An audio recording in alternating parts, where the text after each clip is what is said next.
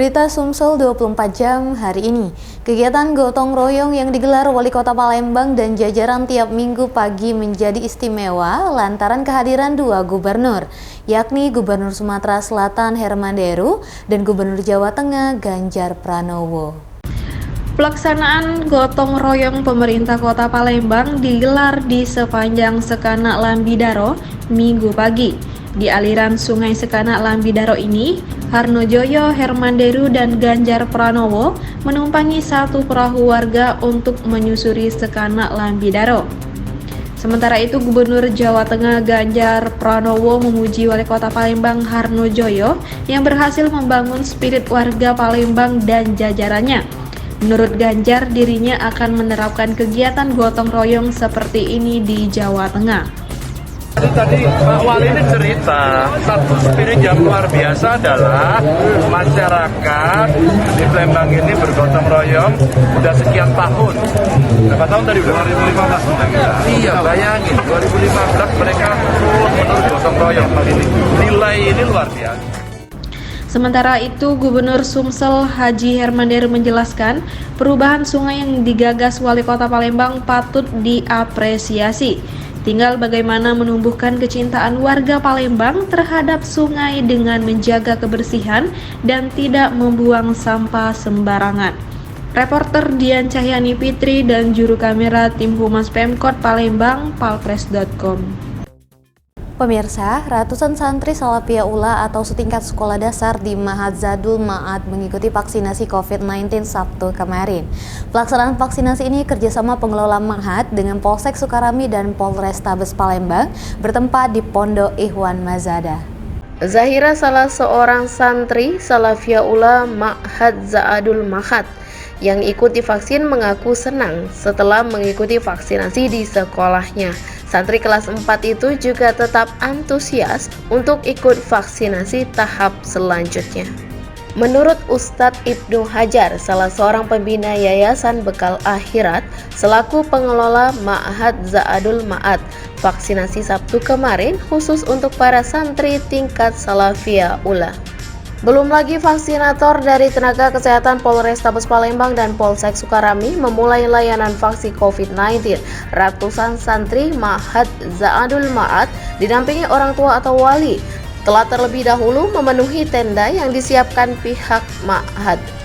Para santri ini terlihat sangat antusias mengikuti vaksinasi di sekolah mereka.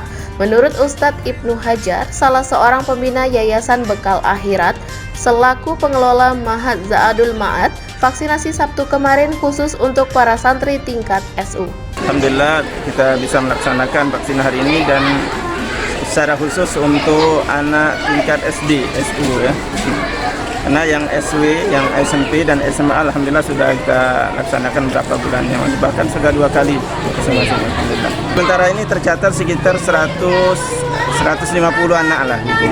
Dan insya Allah nyusul karena sebagian orang tua belum sampai informasi secara ini, kemudian juga instruksi dari pemerintah secara resmi baru turun kemarin gitu ya.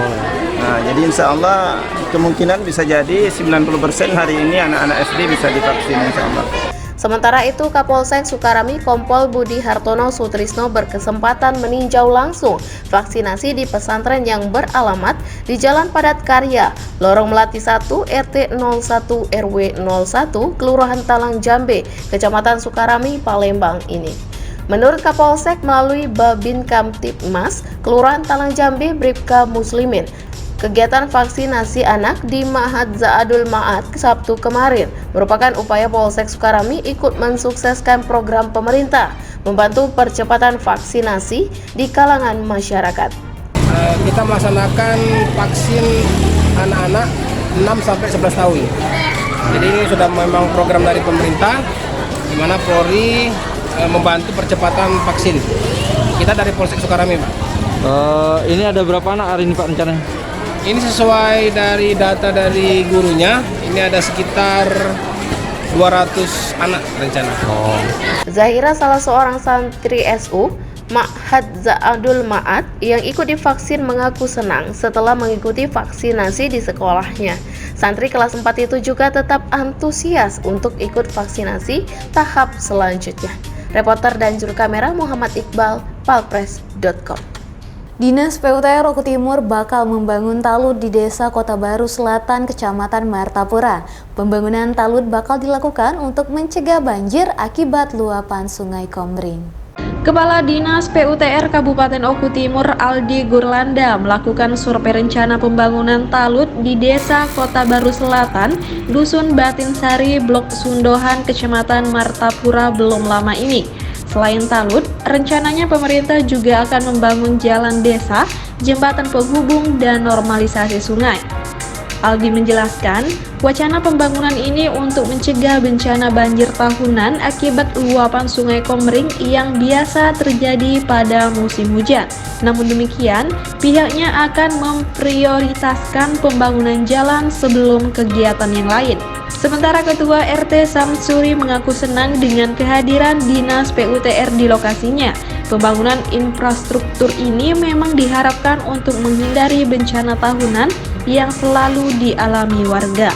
Reporter dan juru kamera Arman Jaya, palpres.com. Berita terakhir Sumsel 24 jam hari ini. Anggota Satres Narkoba Polrestabes Palembang berhasil menggagalkan peredaran narkoba seberat 2 kg.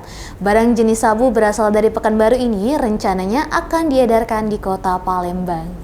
Alex Gunadi hanya bisa pasrah saat ditangkap anggota Satres Narkoba Polrestabes Palembang akhir pekan kemarin.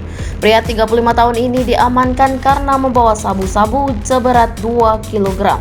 Kapolrestabes Palembang Kombes Pol Muhammad Najib mengatakan, tertangkapnya pelaku berkat informasi dari masyarakat terkait adanya seseorang yang membawa narkotika jenis sabu dari kota Pekanbaru ke Palembang.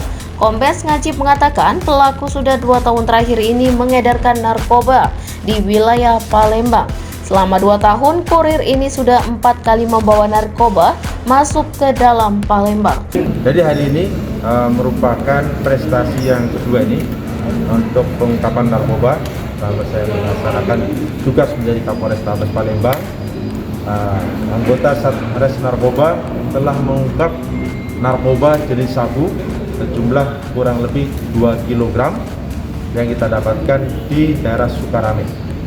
Untuk tersangka atau pelaku atas inisial AL dan yang bersangkutan sudah kurang lebih 2 tahun yang bersangkutan melakukan perbuatannya mengedarkan narkoba. Dan selama ini dari pengakuan dan juga dari hasil penyelidikan itu sudah membawa narkoba itu sebanyak 4 kali. Itu dari Rio, dari daerah Rio masuk ke wilayah Palembang. Sementara itu pelaku Alex berdalih baru 2 kali membawa barang dari Riau. Untuk 1 kg satu sabu, dia mendapat upah sebesar 10 juta rupiah. Reporter dan juru kamera Kurniawan, palpres.com. Demikianlah berita Sumsel 24 jam. Jangan lupa untuk mendukung program kami lainnya di YouTube Palpres Official seperti podcast Cukup Pedas, Budak Lorong, Basing, Ternyata Bukan Mistis, dan Ruang Cerita bersama Kakak Juli. Saya Adel Sanasution, sampai jumpa.